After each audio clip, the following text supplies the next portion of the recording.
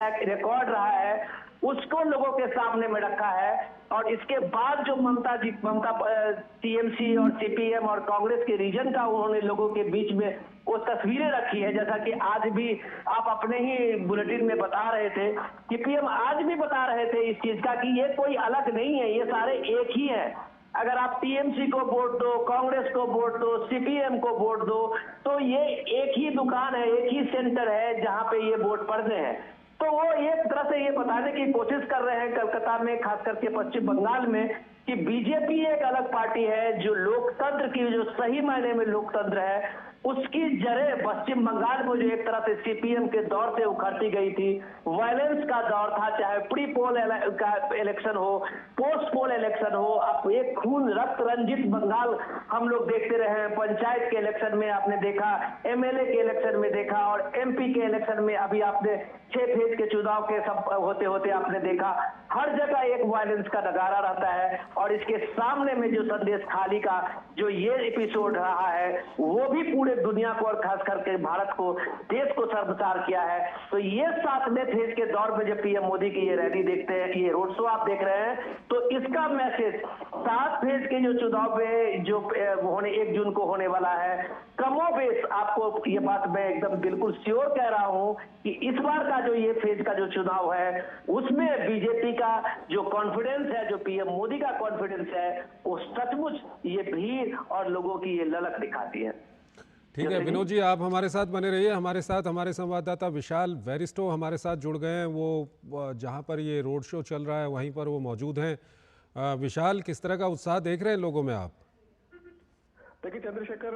जब आप ground zero से बात करते हैं तो आप एग्जैक्ट आपको पता होता है कि क्या सिचुएशन है। देख के सुनी सुनाई बातें करना और ग्राउंड से बोलना ये टोटली डिफरेंट हो जाता है। और ग्राउंड पे मैं जब से आया हूं मैं देख रहा हूं कि लोगों में जबरदस्त उत्साह है और बीजेपी बहुत कॉन्फिडेंट नजर आ रही है, क्योंकि लोगों से बातचीत में पता चल रहा है कि 10 साल का जो ममता बनर्जी का जो रूल रहा है उसको लेकर वो उनमें काफी नाराजगी है। और आज प्रधानमंत्री ने जिस तरह से बात की है, अभी उन्होंने बारासात में रैली की और रैली में उन्होंने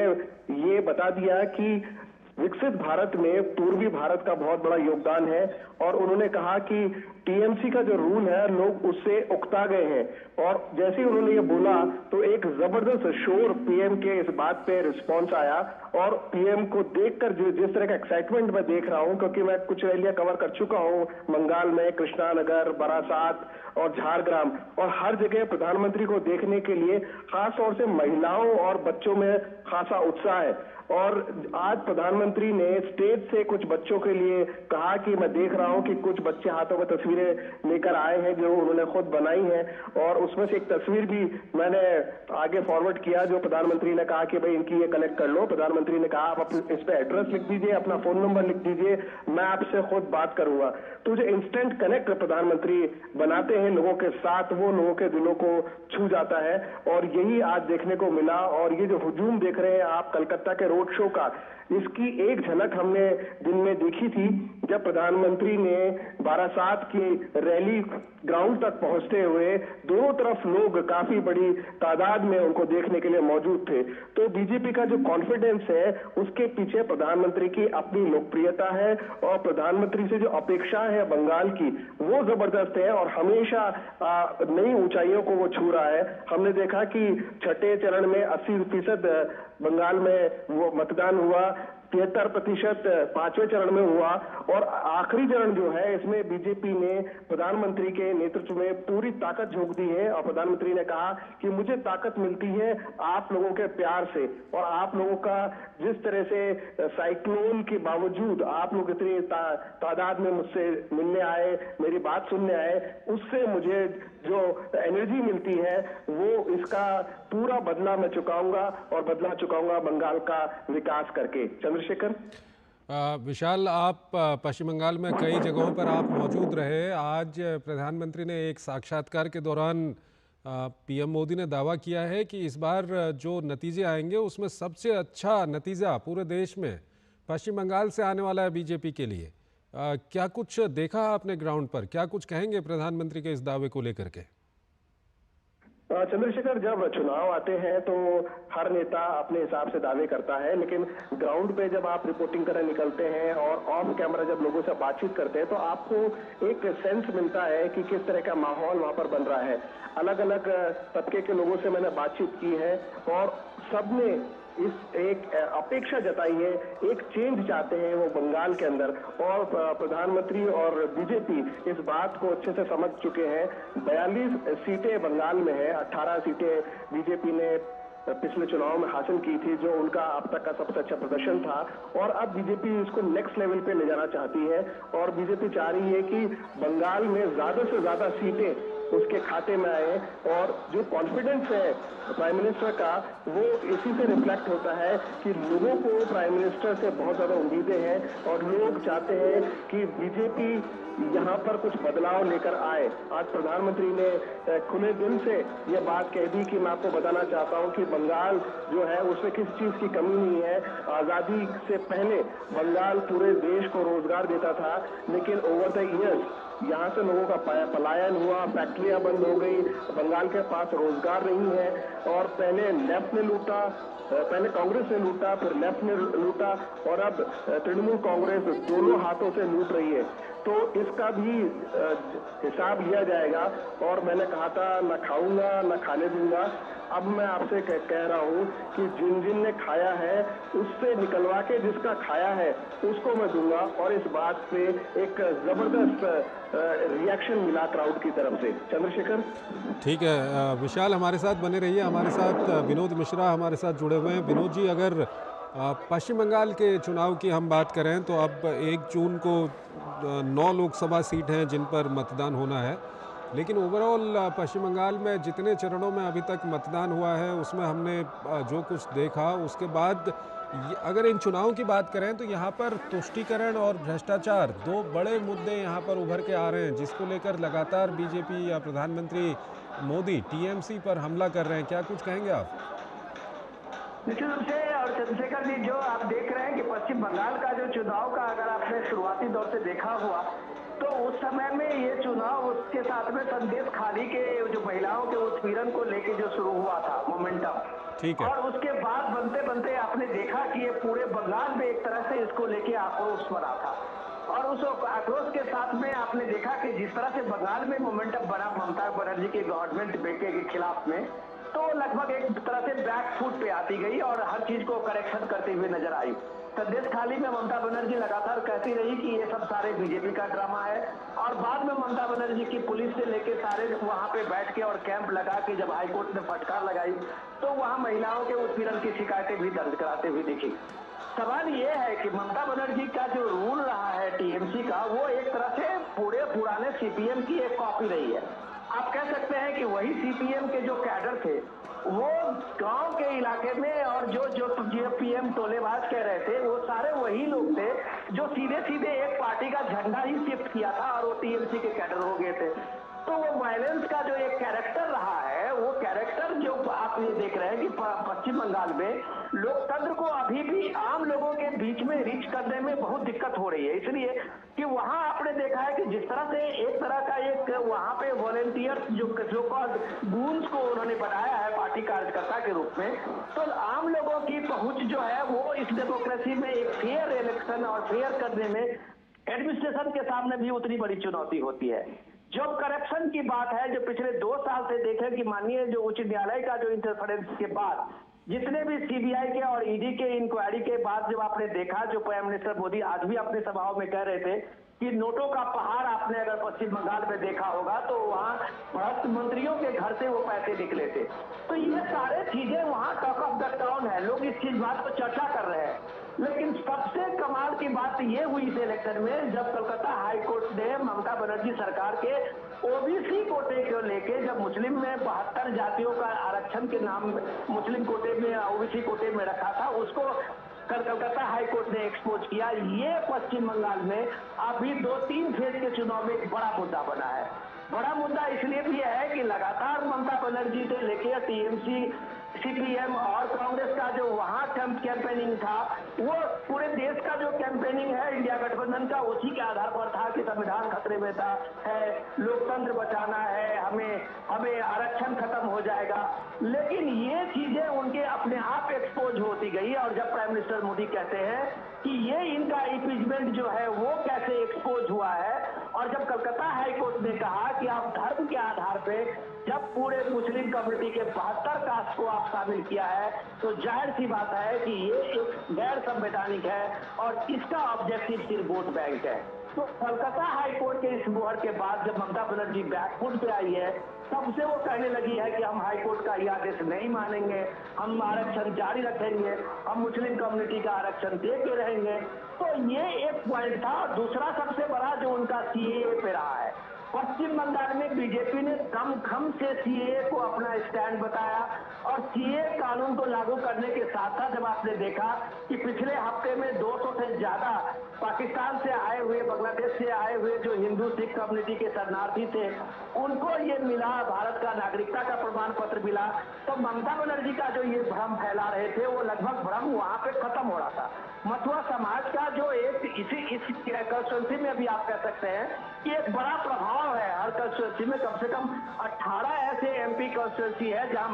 मथुरा समाज का बहुत बड़ा प्रभाव है। और ममता बनर्जी ज्यादा के उसको कहती थी उन समाज को कि अगर आपने सीएए का फॉर्म भरा तो आपकी जो है वो नागरिकता तो ज्यादा मिलेगी नहीं मिलेगी, लेकिन आप जो है वो शक के दायरे में आ जाएंगे, आपके पास में ये कानून नहीं होगा, आप यहाँ पे जमीन नहीं ले पाएंगे। लेकिन जब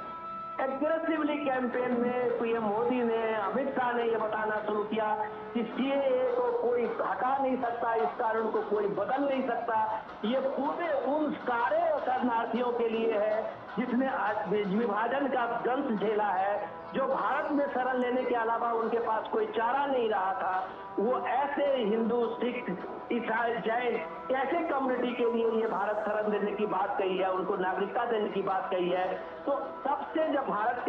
सरकार का ये स्टैंड क्लियर हुआ है, तो वहां भी समाज में ये इम्पैक्ट पड़ा है। तो ऐसे कई ऐसे मुद्दे हैं जिन मुद्दों को लेकर जो ममता बनर्जी शुरू से उठाती रही थी, वो मुद्दों पर ममता बनर्जी खुद गिरती हुई नजर आ रही थी। चंद्रशेखर,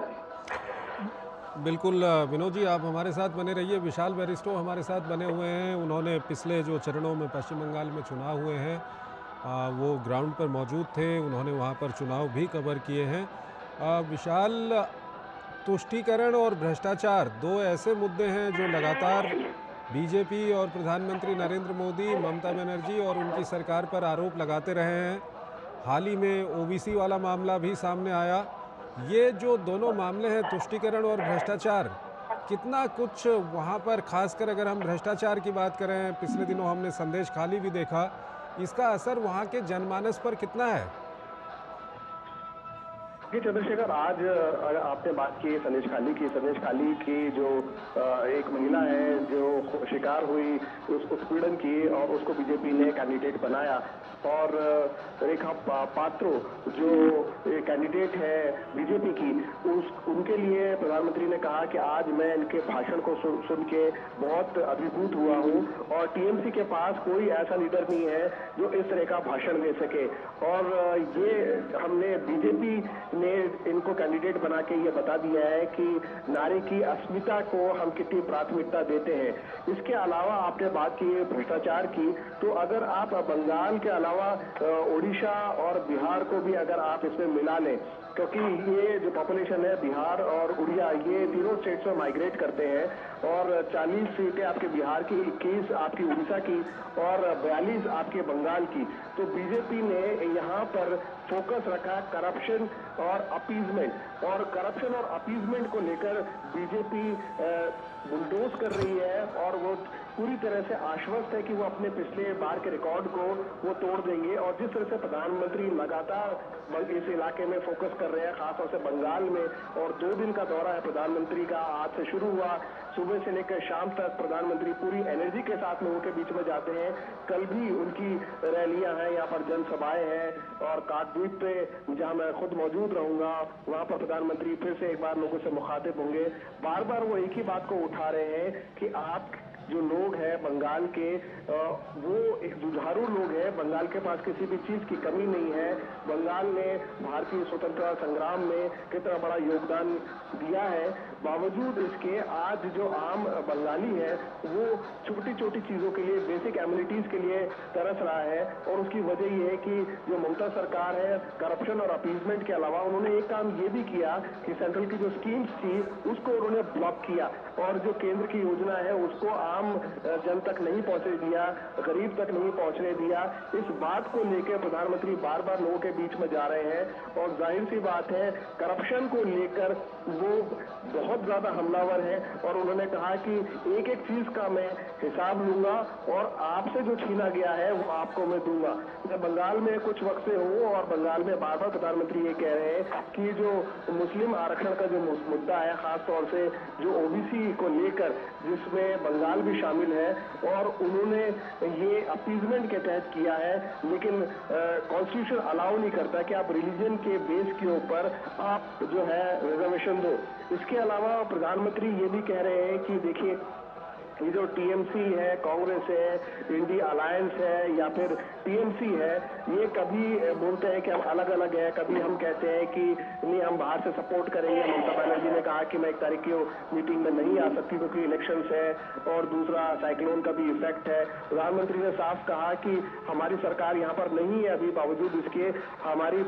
सेंट्रल एजेंसीज ने पूरी तरह से मेहनत की है और हमने साइक्लोन को अच्छे से कंट्रोल किया। उसके डिजास्टर मैनेजमेंट की भी उन्होंने तारीफ की। आज एनडीआरएफ की भी प्रधानमंत्री ने तारीफ की और उन्होंने कहा कि केंद्र हर संभव सहायता कर रहा है। तो प्रधानमंत्री बार बार ये बताना चाहते हैं बंगाल के लोगों को, खास तौर से बंगाल की महिलाओं को, कि बीजेपी को अगर आप चुनते हैं तो बीजेपी आपकी सुरक्षा की गारंटी लेता है, बीजेपी आपकी बेसिक एमिनिटीज की गारंटी लेता है, आपके खाने से लेकर आपके किचन और आपके घर। उन्होंने ये भी कहा कि मोदी सिर्फ 4 दीवारी और छप्पर नहीं देता, मोदी जो आपको देता है वो आपको एक घर देता है, एक किचन देता है, एक वॉशरूम देता है, ताकि आप इज्जत के साथ अपनी जिंदगी को जी सके। और यही बंगाल के लिए बहुत जरूरी है। और बंगाल के अंदर जो इंडस्ट्रियलाइजेशन नहीं हुआ, बार बार वो हवाला देते हैं किस तरह से टाटा को यहाँ से मूव करना पड़ा नंदीग्राम से, और किस तरह से नेफ्ट रूल के अंदर फैक्ट्रीज बंद हो गई, बड़ी बड़ी इंडस्ट्रीज बंद हो गई, ताले लग गए। तो अनएम्प्लॉयमेंट का इशू जो बंगाल में बढ़ा, बावजूद इसके कि उसके पास सारी चीजें हैं, उनको रोजगार की तलाश में दूसरे स्टेट्स में जाना पड़ा। तो वो ये कह रहे हैं कि हम ये चाहते हैं कि जो बंगाल डिजर्व करता है हम बंगाल को वो दें, और ये तभी संभव है कि आप अपना वोट इधर उधर डाल के वेस्ट ना करें। अगर आप सीपीएम में भी वोट डालते हैं तो भी वो इंडिया अलायंस के थ्रू टीएमसी के पास जाएगा, लेकिन अगर आप बीजेपी को वोट डालते हैं तो उससे मेरे हाथ मजबूत होंगे। और मैं आपको ये गारंटी देता हूं कि आपका जो छीना गया है वो मैं आपको सूद समेत लौटाऊंगा। चंद्रशेखर। बिल्कुल विशाल, आप हमारे साथ बने रहिए। हमारे साथ विनोद मिश्रा भी हमारे साथ जुड़े हुए हैं, उनसे हम बात करें। उससे पहले हम दर्शकों को बता दें कि इस वक्त प्रधानमंत्री एक रोड शो कर रहे हैं कोलकाता में, पश्चिम बंगाल के कोलकाता में। प्रधानमंत्री इस वक्त एक रोड शो कर रहे हैं, भारी संख्या में वहाँ पर सड़क के दोनों ओर लोग मौजूद हैं। प्रधानमंत्री उनका अभिवादन स्वीकार कर रहे हैं, और ये आपको हम दृश्य कोलकाता से दिखा रहे हैं। विनोद मिश्रा हमारे साथ जुड़े हुए हैं। विनोद जी, अगर आज जो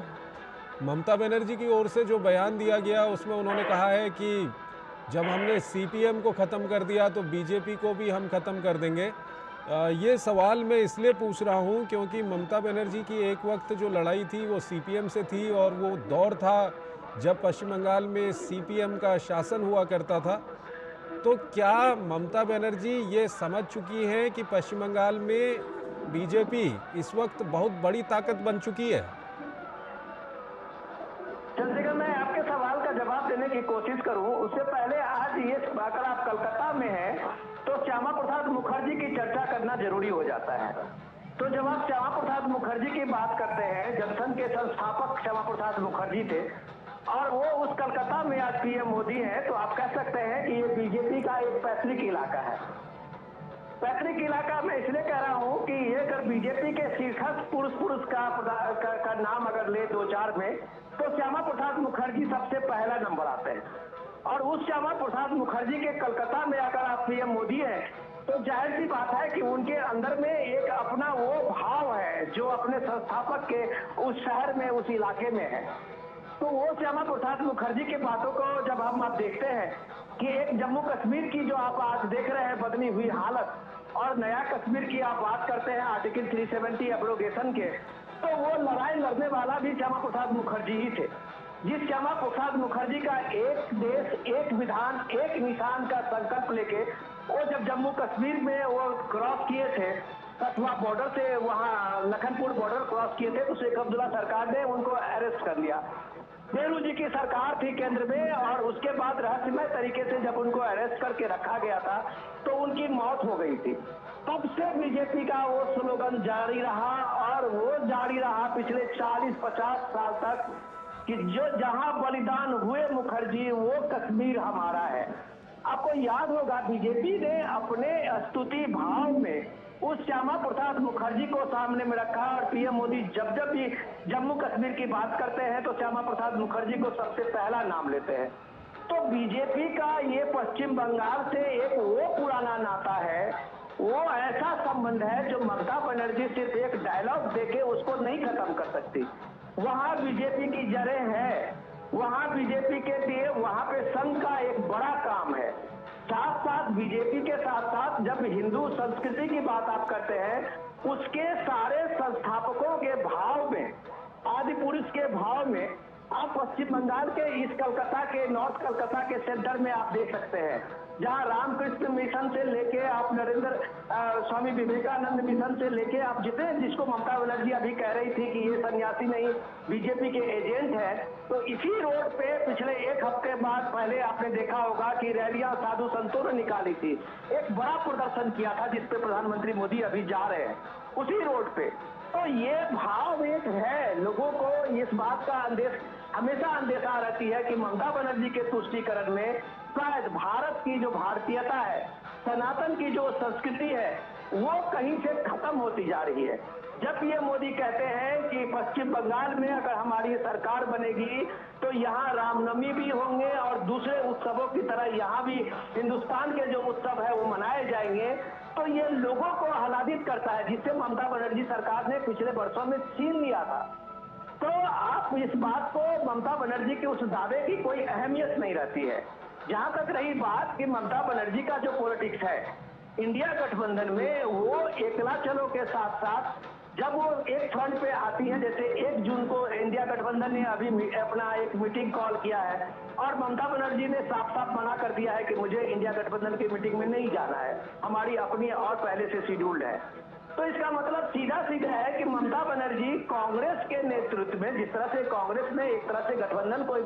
अपने हाथ में लिया है, तो ऐसे गठबंधन में ममता बनर्जी नहीं जाएगी। और ममता बनर्जी ने इसके संकेत इलेक्शन में लास्ट फेज में दे रहे हैं कि हम इंडिया गठबंधन को बाहर से सपोर्ट करेंगे। इसका मतलब वो ये भी कह रही है कि हम गठबंधन में नहीं है। तो ममता बनर्जी की लड़ाई पश्चिम बंगाल में जो एकला चलो का है, वो उनका एग्जिस्टेंस का सवाल है। और एग्जिस्टेंस का सवाल इसलिए भी है कि पश्चिम बंगाल में ममता बनर्जी का ये 13-14 साल का जो टेन्योर शासन रहा है, वो अपने लोएस्ट स्पॉट में है। जब प्राइम मिनिस्टर मोदी अभी जितनी भी रैलियां हैं, उस रैली में जब वो सारी चीजों का लोगों के सामने में रखते हैं, अपनी सरकार की उपलब्धि और ममता बनर्जी सरकार की उपलब्धि, जब पीएम कहते हैं कि हम जो भारत का जो विकसित भारत की बात करते हैं, वो पश्चिम बंगाल के बिना विकसित भारत का संकल्प कैसे पूरा होता है। आज का जो भारत है, वो भारत आप एक ग्लोबल प्लेटफॉर्म पे एक विकसित भारत के रूप में भारत की एक पहचान बनी है, और उसमें जब एक ग्लोबल हब भारत बना है, टूरिज्म को लेके, टेक्सटाइल को लेके, डिजिटल को लेके, नए नए इन्वेंशन को लेके, उसमें बंगाल कहाँ रह गया है। तो जो बंगाल इंडस्ट्री के रूप में आप कह सकते हैं पूर्वी भारत का या पूरे नॉर्थ इंडिया का एक सेंटर होता था, वो ममता बनर्जी के सरकार में 1 रुपये का कोई इन्वेस्टमेंट नहीं आया, कोई एक इंडस्ट्री नहीं लगी। तो ये बात लोगों को इस भीड़ में, लोगों की इस ललक में प्राइम मिनिस्टर मोदी से उम्मीदें जगती है। वो उम्मीदें जगती है। जब प्राइम मिनिस्टर मोदी विकसित भारत की बात करते हैं तो पश्चिम बंगाल में खासकर के शहरी इलाकों में ये अब लगने लगा है कि शायद पीएम मोदी के रास्ते पे इन सारे शहरी इलाकों का वही जो एक ग्लोबल हब बनता जा रहा है भारत के अन्य शहर, उस शहर का दर्जा भी कभी पश्चिम बंगाल का भी होगा। उस शहर का जो डेवलपमेंट है कभी देश के दूसरे राज्यों के बड़े शहरों की तरह होगा। ये ललक भी आपको कलकत्ता के इस रैलियों में दिख रहा है, इस रोड शो में दिख रहा है। जो ये सारी चीजें जो है वो आप एक देश के फलक पे जब देखते हैं और पश्चिम बंगाल कैसे पीछे छूटता गया है, तो लोगों के सामने में आज पीएम मोदी है जो एक उम्मीद जगाती है, एक भरोसा देता है। और यही भरोसा जो है लोगों को इतने भारी तादाद में आप देख रहे हैं कलकत्ता के इस व्यवसायी और एक इस शहर के भीड़ भाड़ वाले इलाके में रोड के दोनों बगल में लाखों लोग जमा हुए हैं। तो ये एक उम्मीद की मोदी है और मोदी की जो गारंटी है वो सच में देश के आम लोगों को इस मन में बताता है कि कोई गारंटी का मतलब मोदी की गारंटी होती है। चंद्रशेखर, ठीक है विनोद जी, आप हमारे साथ बने रहिए। विशाल बैरिस्टो हमारे साथ बने हुए हैं। विशाल, इस बार के अगर हम चुनाव की बात करें तो बीजेपी की ओर से बार बार ये भी आरोप लगाए गए कि पश्चिम बंगाल में राज्य की मशीनरी और पुलिस का दुरुपयोग भी किया जा रहा है, जिसमें से एक आरोप ये था कि जो प्रधानमंत्री मोदी का ये रोड शो हो रहा है, इसको लेकर के भाजपा आईटी सेल के हेड अमित मालवीय ने आज सवेरे 2 वीडियो भी डाले थे और उनका आरोप ये था कि आधी रात के बाद ममता बनर्जी के निर्देश के तहत कोलकाता पुलिस प्रधानमंत्री के रोड शो के मार्ग के विभिन्न बिंदुओं पर बनाए गए स्टेज को हटा रही है। उनके पास सारी मांगे हैं, वो अस्वीकार नहीं करेंगे लेकिन अनुमति भी नहीं देंगे। क्या कुछ कहेंगे इसको लेकर के, जो पश्चिम बंगाल सरकार की मशीनरी का दुरुपयोग को लेकर के सिर्फ चुनाव के वक्त नहीं बल्कि चुनाव से पहले भी जब वहाँ पर ईडी की छापेमारी या इस तरह की बातें आती हैं, सीबीआई की छापेमारी की बात आती है, ये कितना बड़ा मुद्दा बन रहा है इस बार? देखिए चंद्रशेखर, जब हम पिछड़े राज्यों की बात करते हैं तो बिहार और बंगाल का नाम जरूर आता है। और मैं दोनों जगह मैंने चुनाव कवर किया और मैंने दोनों जगह देखा कि वाकई में अगर हम विकसित भारत की बात करते हैं तो ये 2 स्टेट ऐसे हैं जो काफी पीछे छूट गए हैं और खासतौर से ग्रामीण इलाकों में बहुत ज्यादा गरीबी और पिछड़ापन देखने को मिला। आपने बात की सरकारी मशीनरी के दुरुपयोग की, तो मैं आपको ये बता दूं कि ये बात जरूर है और खुद हमारे सहयोगियों ने इस बात को महसूस किया। आज प्रधानमंत्री की रैली थी और उससे पहले पुलिस कमिश्नर कोलकाता ने एक आदेश निकाला कि ये ऐसा लगता है, हमारे पास ऐसी खबर है कि यहाँ पर हिंसक प्रदर्शन हो सकते हैं, जिसको देखते हुए कलकत्ता में 28 मई से लेकर 60 दिनों के लिए धारा 144 लागू कर दी गई है। और इसका पूरा जो गेम प्लान था वो समझ में आ रहा था कि प्रधानमंत्री के कैसे जो प्रोग्राम है उसको कैसे डिस्टर्ब किया जाए। और डीडी न्यूज जो कि प्रधानमंत्री के सारे प्रोग्राम्स को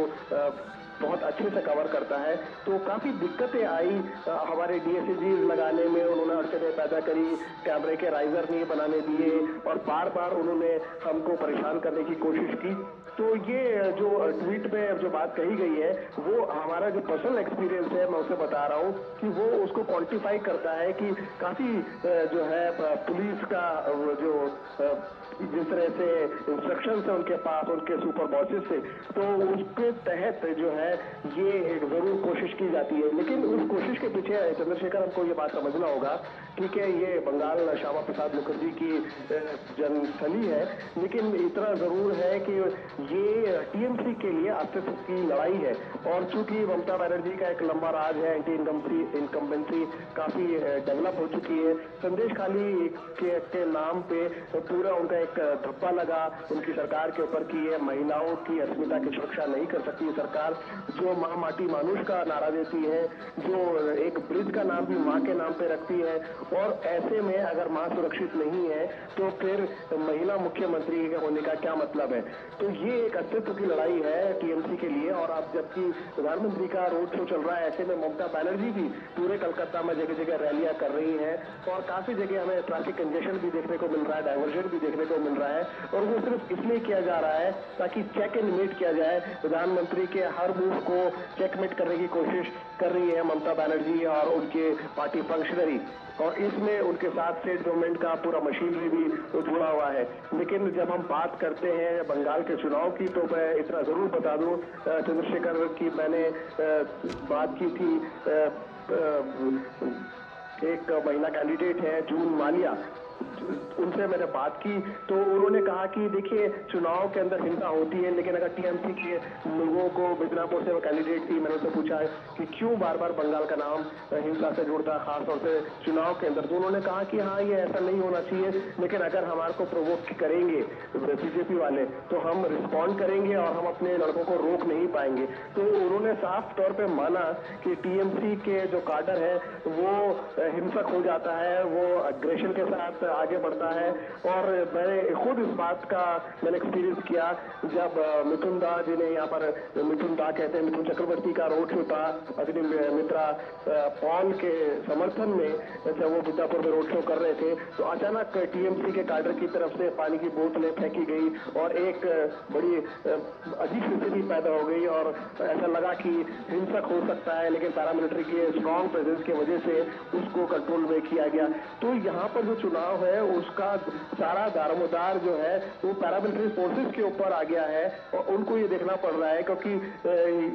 स्टेट पुलिस जो है वो कई जगह ये देखा गया है कि वो अपना रोल अच्छे से नहीं निभा रही है और वायलेंस को कंट्रोल करने भी वो इनकेपेबल रही है और फेल भी हुई है। तो ऐसे में छठा चरण आपने देखा, पांचवा चरण आपने देखा, छठा चरण आपने देखा, छठे चरण में एक आदमी की मौत हुई और जगह जगह आगजनी हुई और झारग्राम के तो जो कैंडिडेट है डॉक्टर टूडू, उनके सिक्योरिटी पर्सन को, उनके पीएस को, उनको चोट भी आई। तो ये अब सातवें चरण में जो बिल्कुल क्लाइमैक्स है, ऐसे में जो टेम्पर्स है वो बहुत हाई है और ये अगर सेफ और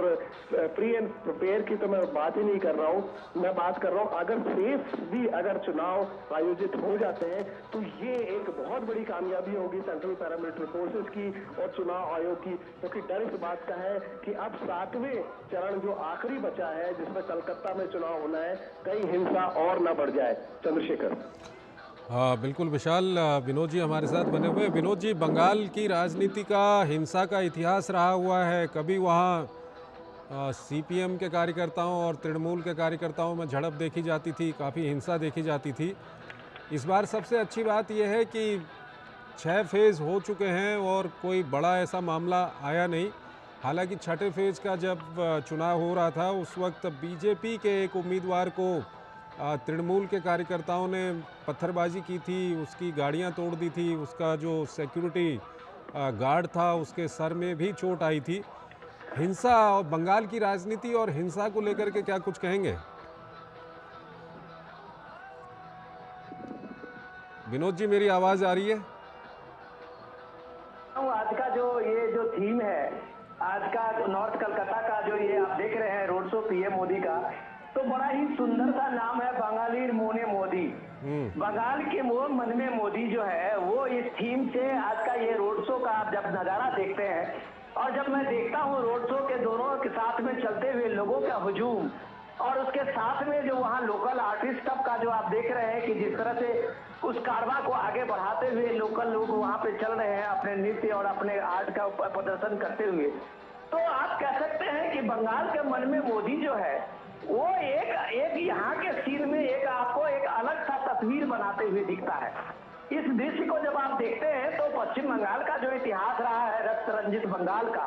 तो उसमें आपको लगता है कि बंगाल जो है उन सब चीजों से एक आगे बढ़ना चाह रहा है। आगे मैं इसलिए बढ़ना चाहने की बात आपको कह रहा हूँ कि उस समय में जब पश्चिम बंगाल में यह आरोप ममता बनर्जी पे हमेशा लगता रहता है कि टीएमसी का ये जो पश्चिम बंगाल के पुलिस फोर्स है वो एक तरह से उसके कार्यकर्ता बन जाते हैं इलेक्शन के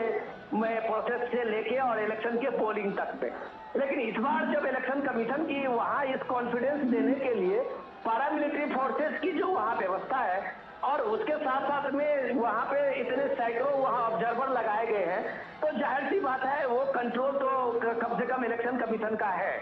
उसमें आप नहीं कह सकते हैं कि फ्री एंड फेयर इलेक्शन कराने में कोई शको शुबा की बात होगी। हाँ, एक चरित्र रहा है वहाँ इस तरह का जो दंगे और फसाद का चरित्र रहा है, उससे आप इनकार नहीं कर सकते हैं कि प्री पोल और पोस्ट पोल में इस तरह की संभावनाएं बनती है। लेकिन सबसे बड़ी कमाल की बात यह है कि जब पीएम मोदी आज भी कह रहे थे कि पश्चिम बंगाल में जो उनके कार्यकर्ता है, वो जिस कार्यकर्ता जिस भाव से एक उठ खड़े हुए हैं इस सरकार को खप करके तृणमूल सरकार के अगेंस्ट में, तब आप इस तरह की चीजें नहीं चलता है, ये विरोध ज्यादा दिन नहीं चलता है जब जनमानस उठ खड़ा होता है। जैसे आपने संदेश खाली में देखा,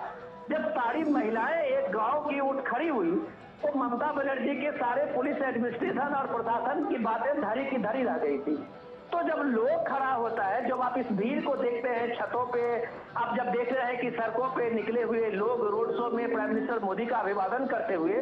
तो बंगाल के मन में मोदी का जो ये थीम है, तो आप ये महिलाओं को चीयरिंग करते हुए जब आप देखते हैं, तब आप कह सकते हैं कि ये एक बड़ा परिवर्तन पश्चिम बंगाल में दिख रहा है, जिसका एक संकेत प्राइम मिनिस्टर मोदी के इस नॉर्थ कलकत्ता के इस रोड शो में आप देखते हैं। तो ये साधारण सी बात नहीं है। ममता बनर्जी एक हम्बल बैकग्राउंड से आने वाली महिला है, कोई दो मत नहीं है इसमें। माँ माटी मानुष की राजनीति करते हुए पश्चिम बंगाल में उन्होंने अपनी अच्छी जगह बनाई थी। खास करके आप अभी भी कह सकते हैं कि शहरी इलाकों में बीजेपी की पैठ नहीं हो पाई थी। पिछले 2-3 इलेक्शन में गांव में बीजेपी की पैठ बहुत जबरदस्त है। ग्रामीण इलाकों में बीजेपी ने पिछली बार भी 18 सीटें जीती थी। अगर वोट परसेंटेज में आप 2019 का ले तो टीएमसी का 43% था, तो बीजेपी ने वहां 41% वोट सिक्योर किया था। तो सिर्फ 2% बीजेपी अभी पीछे रही है 2019 में। इस बार का नजारा इतना बदला हुआ है, जब आप कह सकते हैं कि अगर ये शहरी मतदाता जिस रोड शो के से आप गुजर रहे हैं और पश्चिम बंगाल में ये लास्ट फेज होने वाला चुनाव है, उस चुनाव में शहरी मतदाताओं का एक बहुत जबरदस्त प्रभाव पड़ता है। तो इसका नतीजा आप कह सकते हैं कि बीजेपी का स्ट्राइक रेट 2019 के मुकाबले में 2024 में बहुत जबरदस्त स्ट्राइक रेट होने वाला है। इसलिए पीएम मोदी कहते हैं कि हमारे सबसे ज्यादा अगर बीजेपी कहीं से बेस्ट परफॉर्मेंस स्टेट कोई होगा तो पश्चिम बंगाल होगा। वो कॉन्फिडेंस आपको इस रोड शो से में भी दिखता है। अगर पश्चिम बंगाल के शहरों में, खासकर के कलकत्ता राजधानी में, लोगों का ये हुजूम आप देखते हैं, लोगों की इस हुजूम की उत्सुकता देखते हैं, लोगों की एक ललक देखते हैं, बंगाली मोदी के लिए ये आप एक जोश देखते हैं, तो ये आप कह सकते हैं कि बंगाल के मन में मोदी है।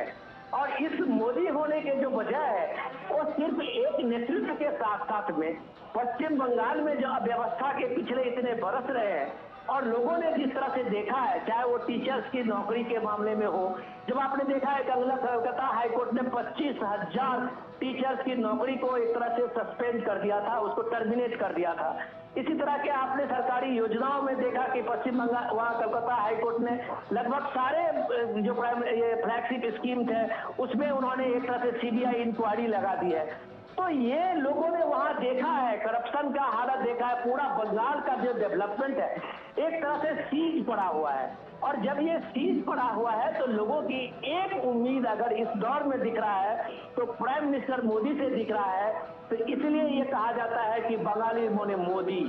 बंगाल के मन में अगर मोदी है तो इसकी झलक आप पीएम के इस रोड शो में, कोलकाता के इस रोड शो में देख सकते हैं, लोगों के इस उत्सुकता में देख सकते हैं, लोगों की इस ललक में देख सकते हैं कि फूल बरसाते हुए लोगों का जो आप देख रहे हैं और प्राइम मिनिस्टर मोदी का ये कारवां चलते हुए देख रहे हैं। तो आप कह सकते हैं कि जब शहरी इलाकों में बंगाल के मन में मोदी है तो जाहिर सी बात है ग्रामीण इलाकों में तो मोदी का और बीजेपी का बेस तो पहले से बना हुआ है। और ये बेस जब बीजेपी का बनता है तो 2024 आप सच में अगर आप माने तो बंगाल, पश्चिम बंगाल एक बड़ा गेम चेंजर होने वाला है। इसकी झलक भी प्राइम मिनिस्टर मोदी के आज के कलकत्ता रोड शो में हम पाते हैं। चंद्रशेखर जी। विनोद जी, ये कितना बड़ा मुद्दा बनेगा जो 77 मुसलमान जातियों को ओबीसी घोषित करना गैर कानूनी और असंवैधानिक करार दिया कलकत्ता हाईकोर्ट ने, और उसके बाद इसको लेकर के जो राजनीति शुरू हुई, एक तरफ बीजेपी ने टीएमसी पर हमला किया तो टीएमसी ने न्याय व्यवस्था पर भी सवाल खड़े कर दिए, उन्होंने कई जजों पर भी सवाल खड़े कर दिए। उसको लेकर के आज प्रधानमंत्री ने भी हमला किया, उन्होंने कहा कि न्यायपालिका का गला घोंटा गया है बंगाल सरकार के द्वारा। ये कितना बड़ा मुद्दा है इस बार के चुनाव में अगर हम बंगाल की बात करते हैं तो? देखिए, पीएम मोदी लगातार अपनी जनसभाओं में कहते रहे हैं कि हमारा कोई मुस्लिम विरोधी एजेंडा नहीं है, लेकिन साथ साथ जब वो बताते हैं कि बाबा साहब अम्बेडकर के संविधान में धर्म के आधार पर आरक्षण नहीं है तो वो किसी भी हालत में धर्म के आधार पर या आरक्षण की बात नहीं होने देंगे जो गैर संवैधानिक है। तो जब पीएम मोदी ने जब इनके जो इंडिया गठबंधन खास करके टीएमसी के साथ साथ सारी पॉलिटिकल पार्टियों ने ये एक तरह से लगातार एक मुद्दा उठाया था, इसको बनाया था कि आरक्षण खत्म हो जाएंगे, उसके बाद का नतीजा आप देखिए कि कलकत्ता हाई कोर्ट का ये जजमेंट ने ये पूरे नैरेटिव को एक्सपोज कर दिया। ममता बनर्जी ने पिछले 2010 के बाद से लगभग 110 जातियों को, ओबीसी जातियों को ओबीसी के कैटेगरी में रखा है, नई जातियों को लाया था। अब उस 110 जातियों में अगर 78, 72, 72 अगर चंद्रशेखर जी वो सीधे मुस्लिम कम्युनिटी से है तो आप कह सकते हैं कि वो सीधे सीधे ओबीसी के आरक्षण के साथ में एक अन्याय है। 120 जातियों में अगर 72 सीधे सीधे मुस्लिम जातियों का आता है तो आप कह सकते हैं कि दूसरे ओबीसी पिछड़ा वर्ग जो है उसके कोटे में कितनी सीटें रह जाती है। मतलब 70 से 72% आप कह सकते हैं कि सिर्फ ओबीसी में सिर्फ मुस्लिम जातियों के लिए रिजर्व हो जाती है। तो ये सवाल कलकत्ता में खास करके पश्चिम बंगाल में एक बड़ा आप कह सकते हैं कि लोगों का एक चर्चा में है कि लोगों को ये लगने लगा है कि आप चोर दरवाजे से आप धर्म के आधार पे ये आरक्षण की बात करके आपने एक तुष्टीकरण की राजनीति की है। इस आरक्षण को आप एपीजमेंट की राजनीति आपने की है, जो कांग्रेस ने कर्नाटक में की है, आंध्र प्रदेश में की है, तेलंगाना में की थी, केरल में सीपीएम सरकार ने की थी। तो इस तरह का जहां जहां जिस पार्टी को लगा है उसने अपने इस आरक्षण को बैकडोर से लाने की कोशिश की है। तो ये ओबीसी को लेके जो पिछड़े वर्ग के लोग हैं उनके अंदर ये चेतना जरूर बनी है कि उनके साथ एक धोखा हुआ है। जो पार्टी ये बात की सफाई लोगों में बता रहे थे कि यह बीजेपी को 400 सीट क्यों चाहिए तो वो आरक्षण खत्म कर देंगे, उनको ये बात सामने में ये बात पता लगा है कि वो आरक्षण तो खत्म करने की बात तो कभी कहा नहीं, लेकिन इन्होंने बैकडोर से आरक्षण खत्म कर दिया। तो ये चीजें एक बड़ा सवाल है जो ममता बनर्जी के माटी मानुष को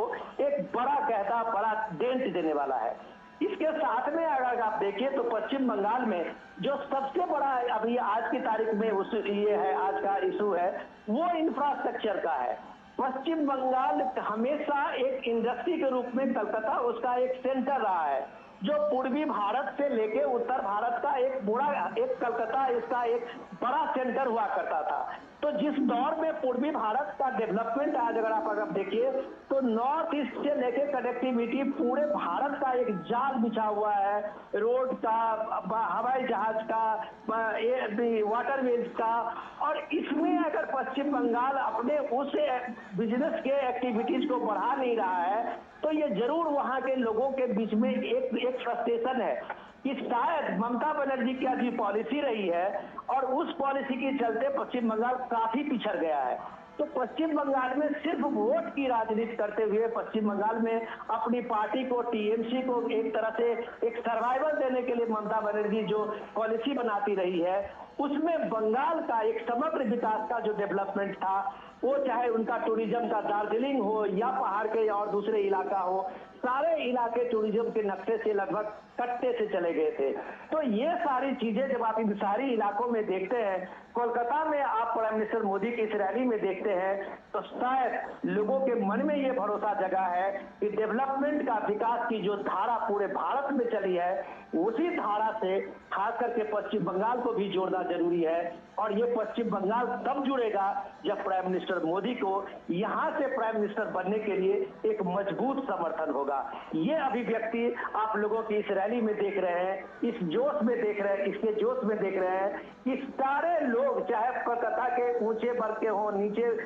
निम्न वर्ग के लोग हों, चाहे वो बिजनेसमैन हो, चाहे वो छोटे कारोबारी हो, कारीगर हो, सारे लोग अपने सब कुछ छोड़ के आज प्राइम मिनिस्टर मोदी के स्वागत में नॉर्थ ब्लॉक कलकत्ता के आशीष रोड शो में दोनों बगल खड़े हुए हैं। तो आप कह सकते हैं कि बंगाल के मन में मोदी है, जो आज के रोड शो का थीम है वो साफ साफ आपको दिख रहा है। ठीक है, विशाल भी हमारे साथ जुड़े हुए हैं। विशाल, हालांकि ये जो मुद्दा है ये पिछले 4-5 दिन में ही ये मुद्दा डेवलप हुआ है, क्योंकि जो 77 मुसलमान जातियों को ओबीसी घोषित करना गैर कानूनी और असंवैधानिक करार दिया गया कलकत्ता हाई कोर्ट की ओर से, उसके बाद लगातार बीजेपी भी टीएमसी पर हमलावर है, टीएमसी न्यायपालिका पर भी सवाल उठा रही है ग्राउंड पे कितनी गूंज है इस मुद्दे की? देखिए चंद्रशेखर, मैं बार बार यही बात बोल रहा हूँ कि अगर आप ग्राउंड पे हैं, अगर आप ग्राउंड कवर कर रहे हैं, तो आपको ग्राउंड रियलिटीज के बारे में ज्यादा पता रहेगा। इसलिए मैं आपको ये बोल रहा हूँ, आपका ये जो सवाल है कि लोगों का क्या रिएक्शन है, प्रधानमंत्री ने आज स्टेज पे जब ये बोला कि आप न्यायपालिका पर सवाल उठा रहे हो, तो क्या जजों के पीछे भी तुम अपने गुंडे छोड़ दोगे? जब प्रधानमंत्री ने यह सवाल किया तो पब्लिक का बहुत जबरदस्त रिस्पांस था, और इसी से आप इस बात का अंदाजा लगा सकते हैं कि ये जो हाई कोर्ट का डिसीजन आया है, इसका टाइमिंग बहुत इंपॉर्टेंट है। इलेक्शन चल रहे हैं, 7वां फेज बाकी है, और ये फर्दर पोलराइज कर देगा चीजों को। और ये जो है टीएमसी इस बात को लेकर बहुत ज्यादा चिंतित है कि उनको एक तरह से ये दिखाया जा रहा है कि जहां वो बात करती है मां माटी मानुष की, ऐसे में वो मुस्लिम अपीजमेंट का जो उस पर आरोप लग रहा है, उसको हाई कोर्ट ने उस पर स्टैंप लगा दी है। और ये जो टाइमिंग है, ये उसके लिए बहुत एक, जैसे कि बोलते हैं कि एक डेथ सेंटेंस की तरह आया है, क्योंकि बंगाल का जो साइक रहा है, जो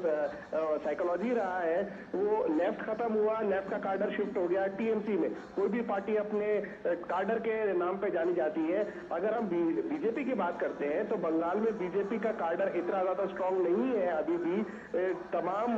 रैलीज के बावजूद, अगर हम कंपेयर करें हम टीएमसी से। लेकिन जो टीएमसी के सामने जो सबसे बड़ा खतरा अब खड़ा हो गया है, जो लोग बातचीत में कर रहे हैं, कि अगर टीएमसी ये चुनाव हार जाती है तो स्टेट इलेक्शन से पहले टीएमसी का जो कार्डर है वो बीजेपी में जा सकता है, क्योंकि वो यूथ है। यूथ फोर्स को आप किसी भी तरह गाइड कर सकते हैं। उसको एक मिशन चाहिए, उसको एक डायरेक्शन चाहिए, और जब उसको लगेगा कि ये पार्टी के ने मुझे मेरा मिसयूज किया, और जो सामने जो पार्टी है वो मुझे एक उद्देश्य दे रही है, तो ये विवेकानंद ने कहा था, awake arise and stop not till the goal is reached. तो जो युवा है वो उसमें डाइवर्ट हो जाएगा। और टीएमसी के सामने अब ये सबसे बड़ा खतरा है कि कहीं वो अपना कार्डर ना खो दे बीजेपी को, और यही बीजेपी जानती है कि उसके पास ये सबसे अच्छा मौका है। प्रधानमंत्री की बार बार रैलियां, प्रधानमंत्री की मौजूदगी, प्रधानमंत्री का भाषण, प्रधानमंत्री का व्यक्तित्व, प्रधानमंत्री का डायरेक्ट कनेक्ट करना लोगों से, और प्रधानमंत्री के लिए खास तौर से महिलाओं का और बच्चों का जो अपार प्यार है, वो टीएमसी के लिए खतरे की घंटी बना हुआ है। और इसीलिए ममता बनर्जी भी पूरी कोशिश कर रही है कि बार बार वो मां माटी मानुष का नारा देकर वो लोगों को अपने पास बुलाने की कोशिश करे, अपने कार्डर को समेटने की कोशिश करे। लेकिन जिस तरह से उनका जो ये एक एंटी इनकम्बेंसी डेवलप हो गया है बंगाल के अंदर, वो उनके लिए एक बहुत बड़ा चैलेंज है कि उसको वो कैसे कंट्रोल करे। और जब प्रधानमंत्री बार बार यहाँ पर आके लोगों से मुखातिब होते हैं, रैली करते हैं, आज की जो रैली है ये बहुत बड़ा ग्रैंड शो है, और बीजेपी के लिए एक ये वाटरशेड होगा इस इलेक्शन के अंदर, क्योंकि ये जो रोड शो है वो बीजेपी की जड़ों को और ज्यादा मजबूत कर देगा, खास तौर से शहरी इलाकों में। और अगर हम बात करते हैं कोलकाता की, कोलकाता में आसपास के गांव के लोग, दूसरे स्टेट के लोग भी यहाँ पर रहते हैं, पीढ़ियों से रह रहे हैं, जो अब यहाँ के वोटर बन चुके हैं, चाहे वो बिहार झारखंड के भी हो, तो वो बीजेपी के लिए एक बहुत प्लस पॉइंट हो जाता है चंद्रशेखर। और आज रैलियां करी है प्रधानमंत्री ने, जनसभाएं करी है, कल उनकी जनसभाएं हैं, आज उनका रोड शो चल रहा है, वो इससे पहले भी वो आते रहे। और इसके अलावा जो संदेश खाली का जो मुद्दा है वो जले पे नमक छिड़क रहा है उस पार्टी के ऊपर जो ये कहती है मां माटी मानुष। अगर आप मां की सुरक्षा नहीं कर सकते तो आप स्टेट की सुरक्षा कैसे करेंगे, वो भी एक महिला मुख्यमंत्री होते हुए। और जहां पर एक एमपी जो अब उनको टिकट नहीं मिला है, लेकिन वहां पर जो टीएमसी की एमपी है संदेश खाली में, वो भी एक महिला है, और जो अब तक वहां पर गई नहीं। पत्रकारों ने जब उनसे पूछा कि भाई आपके कॉन्स्टिट्यूएंसी में इतना बड़ा ये हादसा हो गया, आप वहां पर गए नहीं, तो उनका जवाब था, अरे वहां पर तो 174 लगा हुआ है, उनको 144 और 174 का डिफरेंस नहीं पता था। और ये तमाम अखबारों में हेडलाइंस भी छपी, और टीएमसी को बहुत शर्मसार होना पड़ा अपने एमपी की वजह से। और इसलिए मैं आपसे कह रहा हूं कि ये जो कार्डर शिफ्ट का जो एक सिलसिला है खासतौर से बंगाल में, वो एक बड़ा चैलेंज है खासतौर से टीएमसी के लिए। अगर उनकी पॉपुलैरिटी घटती है, टीएमसी की बीजेपी की बढ़ती है, तो कार्डर का जो शिफ्ट होगा वो उसकी कमर तोड़ देगा। चंद्रशेखर, विशाल, आपसे ये भी जानना चाहेंगे क्योंकि आप जगह जगह पे घूम रहे हैं, बंगाल की हम बात करें तो जो मुख्य तौर पे मुकाबला है वो बीजेपी और टीएमसी के बीच में दिखाई दे रहा है, लेकिन बंगाल में सीपीएम भी काफ़ी वहाँ पर सक्रिय रही है और कांग्रेस का भी कुछ जगहों पे अच्छा खासा वहाँ पर वोट बैंक है। इन दो पार्टियों के क्या हालात हैं इस वक्त? देखिए चंद्रशेखर, आपने बड़ा अच्छा सवाल किया। और जब हम यहाँ पर ट्रैवल कर रहे हैं, गांव देहात में जाते हैं, तो मुझे दो झंडे प्रोमिनेंटली दिखाई देते हैं, एक टीएमसी का और एक बीजेपी का। जब हम बात करते हैं सीपीएम का, तो यदा कदा सीपीएम का भी झंडा दिखता है, कांग्रेस का झंडा बहुत कम दिखाई देता है या ना के बराबर। तो जो इंडिया ब्लॉक जो है, जिसे आप इंडी गठबंधन भी कहते हैं, वो जब कंबाइंड फोर्स होकर लड़ रहा है, देखिए वोट बैंक तो आपका एक ही है और वो है माइनॉरिटीज का। अब माइनॉरिटी का वोट बैंक कितनों में डिवाइड होगा? टीएमसी में डिवाइड होगा या अब जो कंबाइंड फोर्स बनकर आ गया है कांग्रेस और लेफ्ट के बीच में, लेकिन डिवीजन तो तय है। ऐसे में अगर आप पोलराइज हो जाता है पूरा ये इलेक्शन और संदेश खाली के नाम पे या फिर ये जो हाई कोर्ट का डिसीजन आया उसके नाम पे, तो उसका सीधा सीधा फायदा जो है वो बीजेपी को मिलता नजर आ रहा है। और खासतौर से जो अर्बन वोटर है, जो यूथ वोटर है और जो महिला वोटर है, वो अब बीजेपी की तरफ शिफ्ट होने लगा है। यहाँ तक कि जब हम बात करते हैं बीजेपी की, तो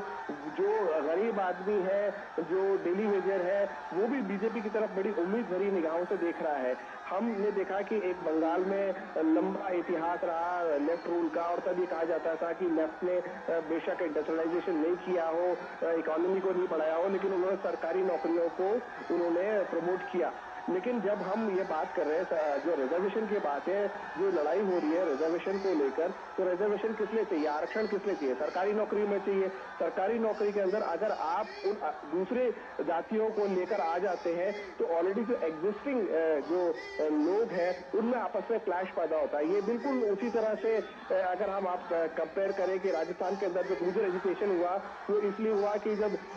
जाटों को ओबीसी में शामिल किया गया तो गुर्जर साइडलाइन हो गया और तब उन्होंने डिमांड की कि हमको भी एसटी स्टेटस दिया जाए। तो ये जो आरक्षण का जो रिजर्वेशन का जो पाए है, पाए चार्ट अलग अलग हिस्सों में जो बटा हुआ है, उनमें अगर गड़बड़ी होती है तो फिर जो लोग हैं, जो मेजोरिटी में है, वो अपने आप को असुरक्षित महसूस करते हैं। और हाईकोर्ट जब ये कहता है कि आपने ये गलत किया है, तो ये बात और भी ज्यादा पुख्ता हो जाती है। और ऐसे में अगर आप ये कहें कि न्यायपालिका ने टाइमिंग को देखकर ये फैसला दिया या वो जो है पॉलिटिकली मोटिवेटेड है, तो ये एक अपने आप में बड़ा सवाल खड़ा करता है कि आपको अपने ही हाईकोर्ट पे भरोसा नहीं है तो ये क्या है? क्योंकि हाईकोर्ट ने ऐसा एक डिसीजन भी लिया, जो यहाँ पर जो फॉर्मर जस्टिस थे, बीजेपी कैंडिडेट है, उन्होंने कुछ टिप्पणियां की थी, तो हाईकोर्ट ने उनको भी चेक किया था। तो ऐसा नहीं कह सकते कि हाईकोर्ट पार्शियलिटी के साथ अपना वो वर्डिक्ट दे रहा है, क्योंकि हम ये मानते हैं कि हमारा जो कानून व्यवस्था है उस पर हमें भरोसा होना चाहिए। चंद्रशेखर, ठीक है, विशाल हमारे साथ बने रहिए। विनोद जी हमारे साथ जुड़े हुए हैं। विनोद जी, ममता बनर्जी या टीएमसी की हम बात करें तो वो सीधे तौर पे इंडिया गठबंधन का हिस्सा है नहीं। एक बयान उनकी ओर से ये ज़रूर आया था कि वो बाहर से समर्थन दे सकते हैं। ऐसे में हर आदमी चाहता है कि उसके देश में एक स्थायी सरकार हो, ऐसी सरकार हो जो देश का भला करे, उसका भला करे। इसका कितना फ़ायदा बीजेपी को मिलने वाला है पश्चिम बंगाल में? देखिए, अगर हम चंद्रशेखर जी अगर इसको देखें, आपके सवाल का जवाब दे, तो ये सबसे इम्पोर्टेंट ये है कि बंगाल में चाहे वो टीएमसी हो, चाहे लेफ्ट हो, चाहे कांग्रेस पार्टी हो, सारे पार्टियों का, इन सारे पार्टियों का जो वोट का आधार है वो 30-32% मेजोरिटी का वोट जो है वो सब पार्टी की नजर उस वोट बैंक पे होती है। अब सीधे सवाल यह है कि सीपीएम की लड़ाई यही थी कि ममता बनर्जी ने पूरे थोक भाव से पूरे के पूरे उस 32% जो मुस्लिम कम्युनिटी जिसको आप बोलते हैं मेजोरिटी में, उसको एक झटके में वो झटक ली थी अपने अलग अलग राजनीति में, अपने अलग अलग एपीजमेंट से। कांग्रेस की हालत में आप ये देखिए कि राहुल गांधी का अभी जो न्याय यात्रा की निकली थी पश्चिम बंगाल के कई मुर्शिदाबाद से लेके, जो उनका एक पुराना ट्रेडिशनल इलाका रहा है, ममता बनर्जी सरकार ने वहां पे कांग्रेस की भारत जोड़ो न्याय यात्रा के परमिशन भी नहीं दी थी। अधीर रंजन चौधरी उसके लिए धरने पे बैठे हुए थे। तो ये कौन सा इंडिया गठबंधन है कि दूसरे गठबंधन के नेता, दूसरे पार्टी के नेता उसी गठबंधन से अगर वहां न्याय यात्रा निकालने चाहते हैं तो उसको ममता बनर्जी सरकार ने परमिशन नहीं दी थी, आपको शायद याद होगा। तो इम्पोर्टेंट चीज है कि ममता बनर्जी वहां मुस्लिम वोट को लेकर जिस तरह से मुखर है, और उस देखिए आप प्राइम मिनिस्टर मोदी के हाथ में इस कमल को लेके देखिए कि अभी किसी वहां के जो भीड़ में आए हुए किसी दर्शक ने एक तरह से ये सौगात के रूप में देखिए दे दी है। तो ये बंगाल के मन में मोदी जो आप है वो आप देखिए कि कमल को लेके लोगों में उत्सुकता क्या है। और जिस बात की उत्सुकता के हम कह रहे थे कि उस भीड़ को आप देखिए और उसके बाद हर के हाथ में उस मोबाइल फोन को देखिए जो प्राइम मिनिस्टर मोदी के इस कमल का जो गुच्छ लिए हुए वो लोगों के बीच में है। तो किस तरह से एक एक लम्हे को कैद करने के लिए तैयार है। ये इस बात को किसी पार्टी ने कभी एक तरजीह नहीं दी, चाहे वो टीएमसी हो, चाहे कांग्रेस हो, चाहे वो सीपीएम हो। उनको ये लगा कि बंगाल में अपना राज स्थापित करना है, बंगाल में एमपी इलेक्शन जीतना है तो सिर्फ मुस्लिम वोट बैंक जो है उसी को पहला दुरुस्त करना है। क्योंकि उनको लग रहा था कि ये जो बंगाल के इंटेलेक्चुअल हैं और दूसरी कम्युनिटी जो कम्युनिटी हिंदू सनातन वाले कम्युनिटी है उनमें इतना डिवीजन है कि उसके पीछे वो कभी रहे ही नहीं। तो ये एक तरह से आपने देखा होगा कि इसमें ये बड़ी कामयाबी है कि प्राइम मिनिस्टर मोदी ने बीजेपी के इस अभियान को खास करके वहां पश्चिम बंगाल में लोगों के बीच में फैलाया और एक तरह से यूनाइट किया है। अब जो ये यूनाइटेड जो आप देखते हैं ये पीएम मोदी का सबसे बड़ा वोट बैंक है। और ये वोट बैंक में जब आप लोगों को देखते हैं इस भीड़ में लोगों के एक शहरी भी मतदाताओं की आप इस तरह की ललक को आप देखते हैं तो आपको लगता है कि आज दूसरी पार्टियों को भी इससे खतरा लगने लगा है। तो यही कारण है कि ममता बनर्जी अकेला चलो का नारा देती है कि वो सीपीएम और कांग्रेस से अलग दिखना चाहती है। लेकिन अलग दिखने के साथ साथ में वो अपने जो वोट बैंक है उससे अलग वो नहीं होना चाहती। इसलिए अगर कांग्रेस ने अभी तक यूसीसी पे सीएए पे कोई क्लियर स्टैंड नहीं लिया है, लेकिन ममता बनर्जी पब्लिक रैलियों में कहती है कि पश्चिम बंगाल में हम यूसीसी लागू नहीं होने देंगे। तो पश्चिम बंगाल में क्या ममता बनर्जी चाहती है कि वहां ट्रिपल तलाक का जो ये नियम है वो लागू रहे, बहुविवाह प्रथा जो है वहां ये लागू रहे। वो किसी भी हालत में वहां मौलवियों को नाराज नहीं करना चाहती है। लेकिन इस स्टैंड को लेके सीपीएम और बाकी जो दूसरा कांग्रेस है उनका स्टैंड बहुत क्लियर नहीं है। तो ममता बनर्जी का जो स्टैंड है वो अभी भी सीधे सीधे वो अपने एपीजमेंट को वोट बैंक को लेके है। और यही कारण है कि उनका जो इतना वो एक ओवरडोज एपीजमेंट है उसका रिएक्शन आप पश्चिम बंगाल में देख रहे हैं, कोलकाता के इन सड़कों पे देख रहे हैं। जब रामनवमी का जुलूस निकलता है तो उसको पुलिस बैरिकेड करती है, परमिशन नहीं दिया जाता है। 4 दिन तक लगातार इसी शहर के इसी सड़क पे वहां दंगा होता है रामनवमी के जुलूस में, रामनवमी के त्योहार में, चाहे वसंत पंचमी के मूर्ति विसर्जन में। तो ये बात लोगों को लगने लगा है कि क्या पश्चिम बंगाल में सनातन के लोगों को, हिंदू के जो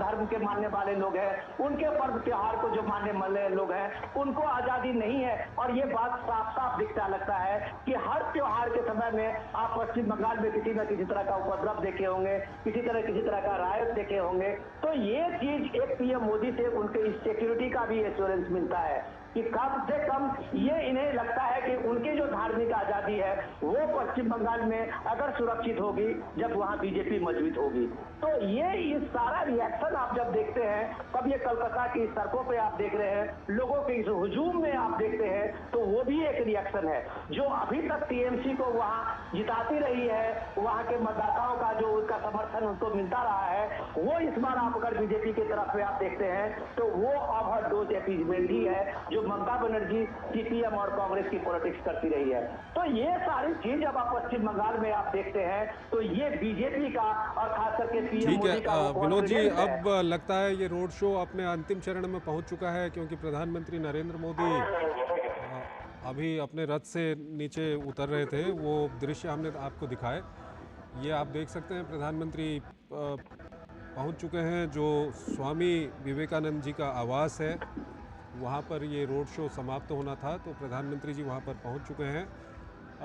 विनोद जी, एक सवाल आपसे यहाँ पे काफ़ी ज़रूरी हो जाता है कि नेताजी सुभाष चंद्र बोस की जो विरासत है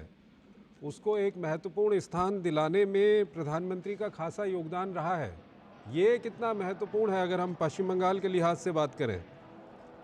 चंद्रशेखर जी, आपने बहुत शानदार सवाल किया। जो आजाद हिंद फौज के से बात करते हैं हम जब कभी और नेताजी की बात कर रहे हैं तो उनका नाम कम से कम अब 50-60 साल में आजादी के बाद एक गुमनामी में धकेल दिया गया था। आपको याद होगा कि लाल किले में प्राइम मिनिस्टर मोदी ने सबसे पहले आजाद हिंद फौज के जयंती पे वहां किस तरह से नेताजी को कॉम्प्लीमेंट दिया था, वो एक श्रद्धांजलि, एक बहुत बड़ा उन्होंने एक भव्य आयोजन किया था। आपने देखा होगा कि जिस राजपथ की बात होती थी वहां सुभाष चंद्र बोस का भव्य प्रतिमा लगा के उसका कर्तव्य पथ नाम दिया गया है। तो दिल्ली में जहां सुभाष चंद्र बोस को इस राजधानी दिल्ली में एक तरह से हाशिए पे डाल दिया गया था, प्राइम मिनिस्टर मोदी ने अपने उस स्वतंत्रता सेनानी के अव्वल सेना नायक को, सुभाष चंद्र बोस को, वो जगह दी है और भारत के प्राण के प्रतिष्ठा में जिनका एक बड़ा योगदान रहा है उनको दिल्ली के उस कर्तव्य पथ को सामने में लाया है। जब आप पार्लियामेंट देखते हैं, संसद भवन देखते हैं, उसके ठीक सामने में कर्तव्य पथ में आप सुभाष चंद्र बोस को अगर आप देखेंगे तो आपको लगेगा कि ये देश के नायक हैं जिन्हें अब तक एक तरह से हाशिए पे डाला गया था, गुमनामी में रखा गया था। वो गुमनामी का दौर खत्म हुआ और सुभाष चंद्र बोस मुख्य धारा में उस नई पीढ़ी के सामने में खड़े हैं। जो भी कोई कर्तव्य पथ पे जाएंगे तो सुभाष चंद्र बोस उनको सामने में मिलेंगे। तो ये एक बड़ी बात है। जब आप स्वामी विवेकानंद के इस स्टैच्यू के सामने में पीएम को देखते हैं और पुष्पांजलि करते हुए देखते हैं तो ये भारत की एक सांस्कृतिक गौरव रही है, चेतना का रहा है। ये विश्व गुरु भारत जो है उसके एक प्रतीक रूप में स्वामी विवेकानंद है और वो स्वामी विवेकानंद अगर कलकत्ता में देश में अगर गुमनाम हो जाए तो ये कह सकते हैं कि भारत की जो परंपरा है, भारत की जो संस्कृति है, उसकी एक सबसे बड़ी अवहेलना है। और प्राइम मिनिस्टर मोदी आज अगर कलकत्ता में है तो मां शारदा के उस भव्य उनके घर से उन्होंने शुरू